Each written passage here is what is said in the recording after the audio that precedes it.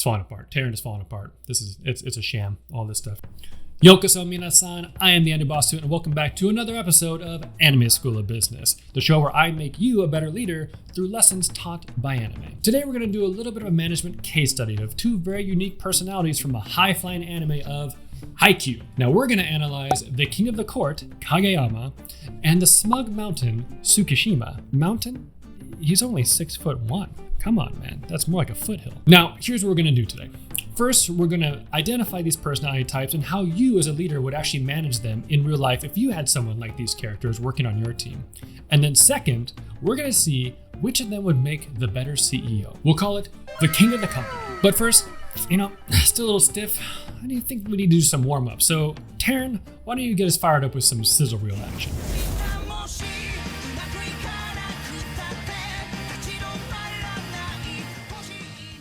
Haikyu follows the Karasuno volleyball team as the Crows look to rebuild on their former glory days of being a high school volleyball powerhouse. Following the story of an undersized but high-jumping middle blocker named Hinata, the show serves us an entertaining and large cast of characters, sets up distinct rivalries, and pounds dramatic and inspiring action in each season. Whether you're an active fan of volleyball or an observer, Haikyu will get you fired up and teach you more about volleyball along the way. So let's start with a brief recap of our two subjects for the case study. And sorry, Hinata, there's a height requirement to be in this episode, so sorry, my man. Kageyama starts off the show as a stern, strict, and hot-headed setter. And Tsukishima starts off as a cold, standoffish middle blocker who has a pretty aloof personality and basically acts like he never cares. Now, at face value, these two actually have some similarities. Neither one exactly inspire their teammates, both can be rather cold, and both are fairly serious characters. In fact, when we see Kageyama try to be friendly, it's fucking creepy.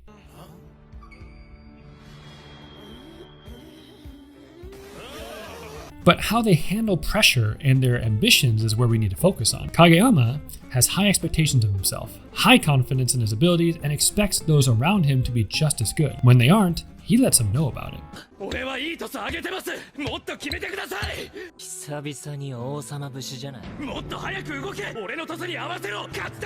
And people like this really exist out there in the real world. Well, that was an ugly possession. Tsukishima, on the other hand, acts cool and aloof, but deeper down, he's actively avoiding passion to not get too invested, as he is afraid of being let down like his brother.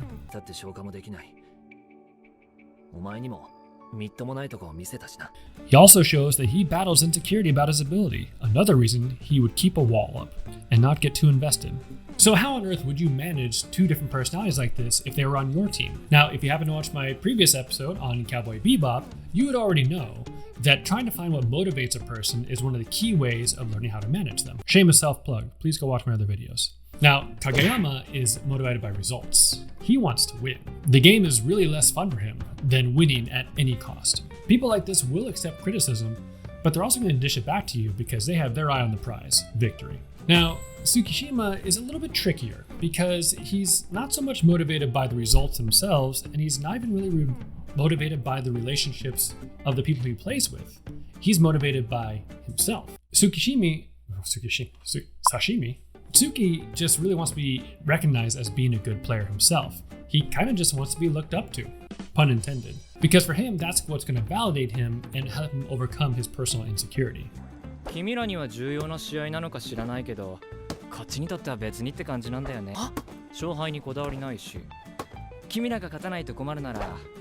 if you find yourself managing someone like Kageyama, you're going to want to set clear and measurable goals for someone like this. And most importantly, you're going to want to try and correlate their actions to how they drive the results of those goals, so they stay invested. Thus, let's say you're trying to coach them on how not to piss everybody else off that's working around them. You're going to want to always bring the discussion back to how what they're doing impacts the results, not how it impacts what the other people think of him or their happiness, because he doesn't give two shits about that. For most people, growth is a pretty gradual process, but you need them to work right now, today.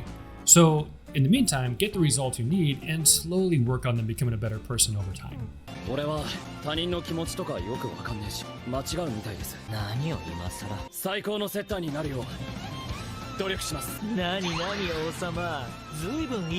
Now, if you have to manage someone like Tsuki, on the other hand, your job's going to be a little bit trickier. People that hide their motivations from you are always more difficult to manage. But at the end of the day, Everyone likes to be praised, especially the insecure, even if they sometimes resist the compliments themselves. その割にはさ、ちゃんと本気だったじゃん。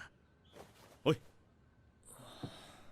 Now, you need to be careful using something like competition as a motivator for these people because they're going to act like they don't care about the results in the first place. But what you can do is delicately compare them to one of their rivals, and in that way, competition can work in your favor. Now, in Suki's case, if you wanted to teach them something specific, probably a way to do it would to leverage it saying something like, you know, I can show you something that can make you better than your others, or this is something I've only shown to you so far, so no one else knows how to do this. And another way to phrase things would be to say that something that they're doing or something that you're showing them is going to be very smart or very clever, as usually these types of people are more on the intellectual side of things than on the emotional side of things.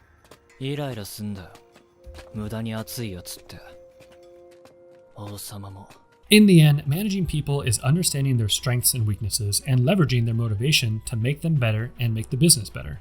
You need results, but results don't just come from numbers. Lasting results come from understanding and applying people's talents to where they're best suited. That's the core duty of management. Oh, yeah, and also it's about taking hour-long lunches. I mean, come on, there's gotta be some privileges with rank, right? So now that we've identified these two types of personalities and figured out ways to manage them if they happen to be on your team, which one of them would make the best big boss potential? Who's gonna be the CEO? Who's gonna be the king of the company?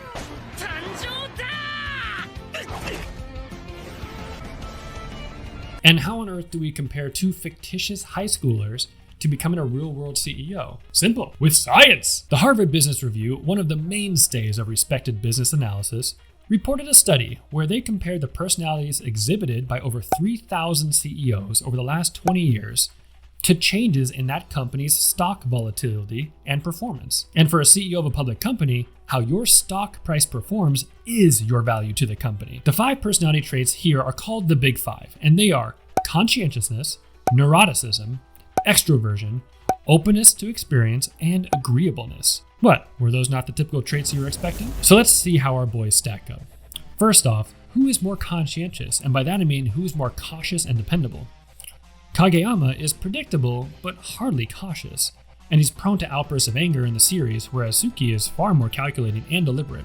So Tsuki wins round 1. He is the more conscientious. Next, neuroticism. This is versus being more emotionally stable, for instance.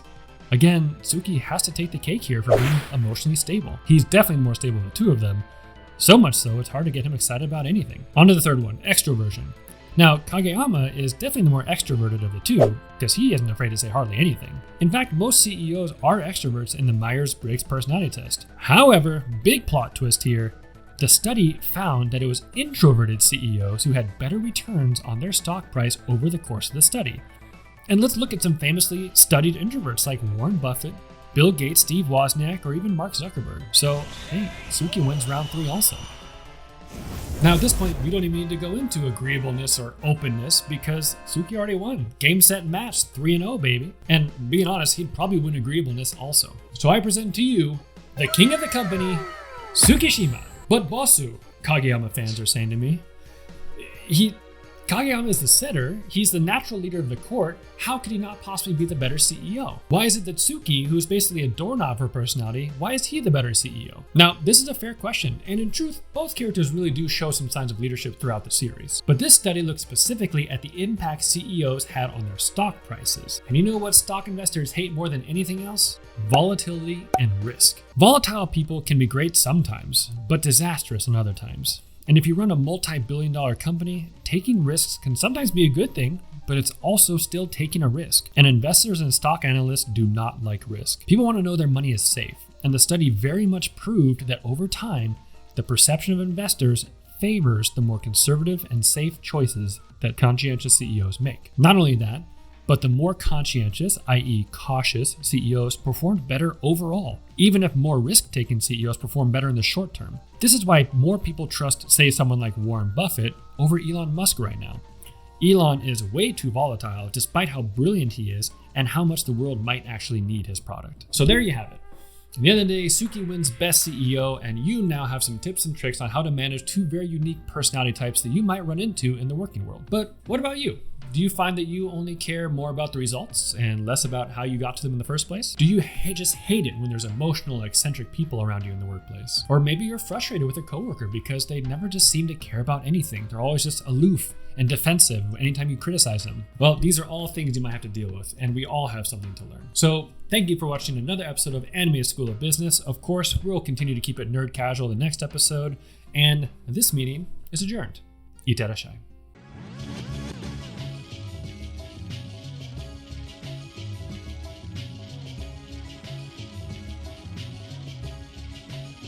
Bonus content time. You know what? The boss dude's got some bad news for our friends Kageyama and Tsukishima. Neither of them are tall enough to play their positions basically beyond Japan competitively. Now, the boss dude here, I'm 6'5", and I was an outside hitter on my team, and I was one of the shorter guys on my team. The average height for a middle blocker in the US in college starts at 6'5" and goes up to 7 feet on average. Setters average 6'1" to 6'5". Now, granted, in Japan, the height expectation is a bit lower, but unfortunately for our two characters, if they have dreams of going pro or international, they better start taking some lessons from Nishinoya, because without a major growth spurt, they're going to be liberos the rest of their career.